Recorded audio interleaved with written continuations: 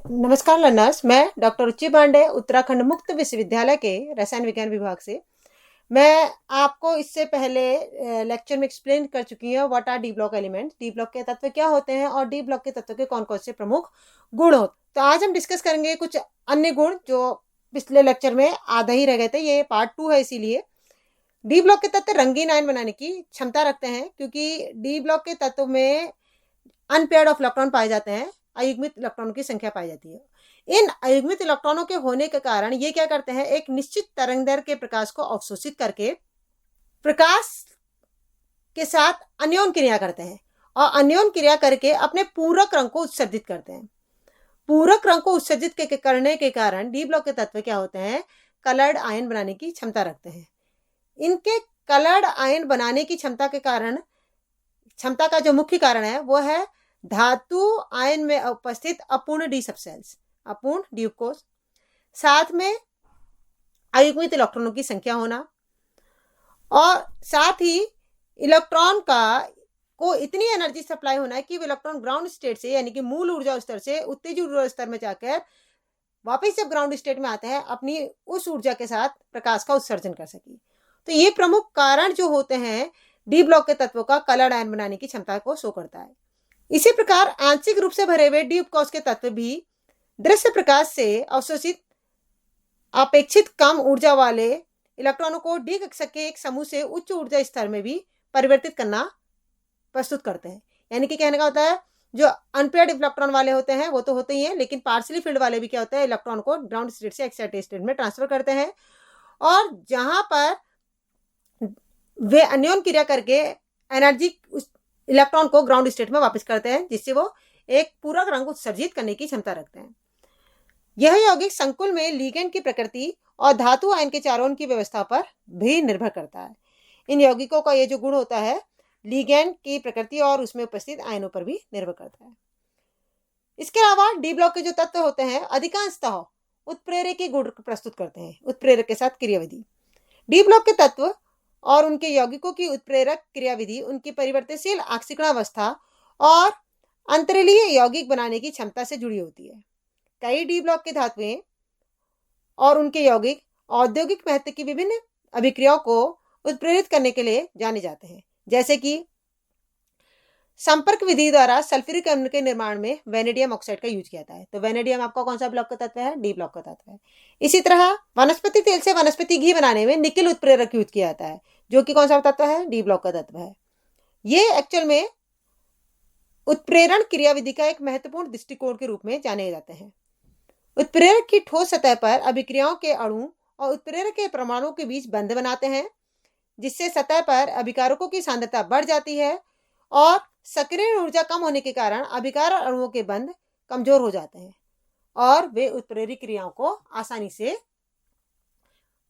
Forward करते हैं, आगे बढ़ाते हैं। इसके अलावा जो डी ब्लॉक के तत्व होते हैं वो अंतरिलीय यौगिक बनाने की भी क्षमता रखते हैं। अंतरिलीय यौगिक का मतलब है अंदर छोटे छोटे परमाणुओं के प्रवेश करके जो यौगिक बनते हैं। डी ब्लॉक के तत्व छोटे अधातु जैसे कि carbon, hydrogen, nitrogen, bismuth, silicon आदि के साथ अंतरिलीय यौगिक बनाते हैं, क्योंकि धातु जालक इन अधातु परमाणु की संरचना में विकृति के बिना धातु परमाणुओं के बीच समायोजित होने की क्षमता रखते हैं, और उनके साथ ये अंतरिलीय यानी कि नॉन स्टोइचियोमेट्रिक यौगिक का निर्माण करते हैं, जो अक्सर अर्धचालक और प्रतिदीप प्रदर्शित करते हैं तथा विषमांगी उत्प्रेरक के रूप में व्यवहार प्रस्तुत करते हैं। ये समांगी उत्प्रेरक नहीं होते हैं, ये क्या होते हैं, विषमांगी उत्प्रेरक के रूप में व्यवहार करते हैं, और यह नॉन स्टोइचियोमेट्रिक ठोस संरचना में दोष के कारण प्रोड्यूस होते हैं, यानी कि इनमें नॉन स्टोइचियोमेट्री डेवलप होती है, तभी ये क्या होता है, अंतरालीय यौगिक बनाने की विशेष क्षमता रखते हैं। इसके अलावा जो डी ब्लॉक के तत्व हैं होने को तो बहुत सारे गुण होते हैं। इसके अलावा जो डी ब्लॉक के तत्व हैं वो धात्विक और मिश्र धातु के निर्माण में भी बहुत ज्यादा सहायक होते हैं। सभी डी ब्लॉक की धातुएं ऊष्मा और विद्युत के सुचालक, अधात्वर्तनीय, तन्य होती हैं, केवल पारे को छोड़कर, क्योंकि पारा डी ब्लॉक का एलिमेंट जरूर है लेकिन लिक्विड फॉर्म में होता है, डी ब्लॉक के तत्व कहलाते हैं। लेकिन मरकरी जो होता है, पारा जो होता है, वो ठोस न होते, कौन सी अवस्था में पाया जाता है, द्रव अवस्था में पाया जाता है। ये धातुएं परमाणु के लगभग समान आकार के कारण एक दूसरे के साथ मिश्र धातु बनाने की क्षमता रखती है। यानी कि दो धातु को मिक्स करके उनकी सेम स्ट्रक्चर और प्रॉपर्टीज होने के साथ साथ वो एक सिंपल रेशियो में मिक्स होकर मिश्र धातु बनाने की क्षमता रखती है। इस प्रकार एक धातु के परमाणु दूसरे धातु के क्रिस्टल जालक में आसानी से स्थान ग्रहण कर लेते हैं और ये मिश्र धातुएं मूल धातु की तुलना में बहुत ज्यादा कठोर और उच्च गलनांक वाली होती हैं तथा घटकों की तुलना में संक्षारण के प्रति अधिक प्रतिरोधी होती हैं। तो ये इसमें मिश्र धातु में अगर जाएंगे तो तांबा, आपका ब्रॉन्ज, ब्रास जितने भी होते हैं आपके सबके सब क्या है मिश्र धातु, जो कि तांबा, सिल्वर, गोल्ड, एंटीमनी, टिन इनके साथ मिक्स होकर बनती है। तो ये ब्रॉन्ज और ब्रास जो होता है जिसे हम कहते हैं कांसा, ठीक है, कांसा भी क्या है मिश्र धातु है। स्टील जो होता है, इस्पात जिसे हम कहते हैं हिंदी में, वो भी क्या एक तरह की क्या मिश्र धातु है। तो बेसिकली ये जो मिश्र धातु बनती है वो किससे बनती है, डी ब्लॉक के एलिमेंट्स के साथ एक सिंपल रेशियो में मिक्स होकर बनती है। डी ब्लॉक के तत्वों के जो गलनांक और कथनांक होते हैं वो बहुत ज्यादा उच्च होते हैं। एक प्रॉपर्टी ये भी है डी ब्लॉक के तत्वों की, इनके गलनांक और कथनांक क्या होता है बहुत उच्च होते हैं, क्योंकि ये प्रबल बंधों के साथ द्वारा जुड़े होते हैं। क्योंकि मेटलिक बॉन्ड है इनके बीच में, अगर इनके बीच में मेटलिक बॉन्ड है तो मेटलिक बॉन्ड को ब्रेक करने के लिए बहुत ज्यादा क्या होगा, एनर्जी की आवश्यकता पड़ेगी। इसलिए इस श्रेणी के जो गलनांक और कथनांक होते हैं बहुत ज्यादा उच्च माने जाते हैं। संभवतः इन तत्वों में बंधन के लिए उपलब्ध अयुग्मित डी इलेक्ट्रॉन की संख्या सबसे अधिक होती है, इसलिए यह उच्च गलनांक और उच्च क्वथनांक के साथ अपनी प्रॉपर्टीज को शो करते हैं। मानक इलेक्ट्रोड विभव और अपचयन गुण, डी ब्लॉक के जो तत्व होते हैं मानक इलेक्ट्रोड विभव और अपचयन के गुण को भी बहुत इजीली शो करते हैं। संक्रमण तत्वों के मानक अपचयन विभव के मान सामान्यतः मानक हाइड्रोजन इलेक्ट्रोड की तुलना में कम ऋणात्मक होते हैं। मानक हाइड्रोजन इलेक्ट्रोड की तुलना में, स्टैंडर्ड हाइड्रोजन इलेक्ट्रोड जिसे हम कहते हैं, स्टैंडर्ड हाइड्रोजन इलेक्ट्रोड की तुलना में बहुत ज्यादा क्या होता है, ऋणात्मक होते हैं। स्टैंडर्ड हाइड्रोजन इलेक्ट्रोड की वैल्यू पता होनी चाहिए आपको। स्टैंडर्ड हाइड्रोजन इलेक्ट्रोड की वैल्यू जो होती है कितनी होती है, 0 होती है, क्योंकि जो इलेक्ट्रोकेमिकल सीरीज है वो 0 से ऊपर और 0 से नीचे चलती है। 0 से ऊपर ऑक्सीडेशन और रिडक्शन की वैल्यू या नीचे ऑक्सीडेशन और रिडक्शन की वैल्यू होगी। मिड में हाइड्रोजन के रिस्पेक्ट में सारी वैल्यू क्या होती है, 0 होती है। इसीलिए हाइड्रोजन का स्टैंडर्ड इलेक्ट्रोड पोटेंशियल कितना होता है, 0। तो यानी कि 0 से ऊपर की वैल्यू और 0 से नीचे की वैल्यू से कंपेयर किया जाता है। तो इसकी तुलना में बहुत ज्यादा क्या होता है, ऋणात्मक होता है।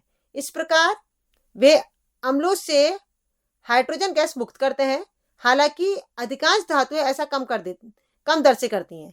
ये धातुएं दुर्बल अपचयन कारक हैं और उच्च वाष्पीकरण ऊष्मा, उच्च आयनन ऊर्जा, निम्न जलयोजन ऊर्जा के कारण अपेक्षित व्यवहार के विपरीत है। यदि उपलब्ध हो तो प्रत्येक श्रृंखला में एक तरह से उदाहरण दिया जा सकता है इस पर, ठीक है। उपलब्ध हो से मेरा मतलब है अगर electrochemical series, this is working, practical work की बात होती है यहाँ पर। अगर यह चीज उपलब्ध हो तो हम इसको देखेंगे हाइड्रोजन के रिस्पेक्ट में इसकी वैल्यू नेगेटिव जा रही है या इसकी वैल्यू पॉजिटिव जा रही है, ठीक है।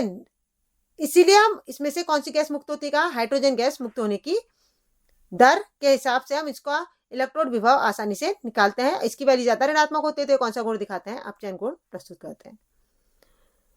तो ये थे आपके कुछ डी ब्लॉक के तत्व। इन तत्वों का मैंने बहुत सी प्रॉपर्टीज आपको पहले लेक्चर में बताई थी। आज ये पार्ट 2 है, तो इस लेक्चर में बहुत सी प्रॉपर्टीज मैंने एक्सप्लेन करी, जैसे कि आपको बोला गलनांक, कथनांक, मिश्र धातु बनाने की क्षमता, आवर्ती गुण दिखाते हैं, धात्विक मिश्र धातु बनाते हैं, कलर्ड आयन दिखाते हैं, नॉन स्टेचियोमेट्रिक कंपाउंड दिखाते हैं, कैटेनेटिक प्रॉपर्टी शो करते हैं। तो इससे निष्कर्ष क्या निकला इन प्रॉपर्टीज को पढ़ने से, डी ब्लॉक के तत्वों का अध्ययन रासायनिक तत्वों की विविधता और उनके व्यवहारिक गुणों को समझाने में बहुत ज्यादा इंपॉर्टेंट है, बहुत ज्यादा महत्वपूर्ण है। ये तत्व अनेक ऑक्सीकरण अवस्थाएं, रंगीन यौगिक, चुंबकीय गुण, उत्प्रेरकीय गुण के दिखाने वाले अद्भुत प्रॉपर्टी के होते हैं। ये विशेषतः जैव रसायन, औद्योगिक क्षेत्र, धातु कर्म, संयोजन रसायन में बहुत ज्यादा उपयोगी होते हैं। इनका व्यवहार इलेक्ट्रिक संरचना पर आधारित होता है, विशेषकर आंशिक रूप से भरे हुए डी ऑर्बिटल्स के कारण। जो कहने का मतलब है मेन जो सारी प्रॉपर्टीज दिखाते हैं डी ब्लॉक के तत्व वो आंशिक रूप से भरे हुए डी ऑर्बिटल्स के कारण होता है। इनके यौगिकों के विशेष रंगीन आयन बनाने की क्षमता, उत्प्रेरक की गुणों की क्षमता जो होती है वो डी ब्लॉक के तत्वों के अयुग्मित इलेक्ट्रॉन के कारण होती है।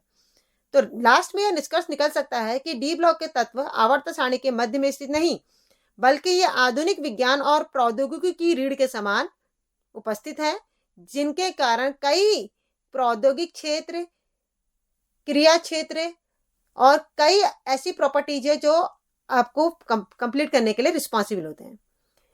डी ब्लॉक के तत्व आज के जीवन में बहुत ज्यादा उपयोगी हैं, जैसे कि औद्योगिक क्षेत्र में लोहे का जो यूज होता है, स्टील के निर्माण में, पुल, इमारतें, वाहन आदि के निर्माण में प्रयोग होता है। क्रोमियम जो होता है स्टेनलेस स्टील में बर्तन बनाने में काम होता है। निकिल का यूज बैटरी बनाने में होता है। टाइटेनियम हल्की लेकिन मजबूत धातु के निर्माण में, विमान और चिकित्सा क्षेत्र में बहुत ज्यादा उपयोगी है।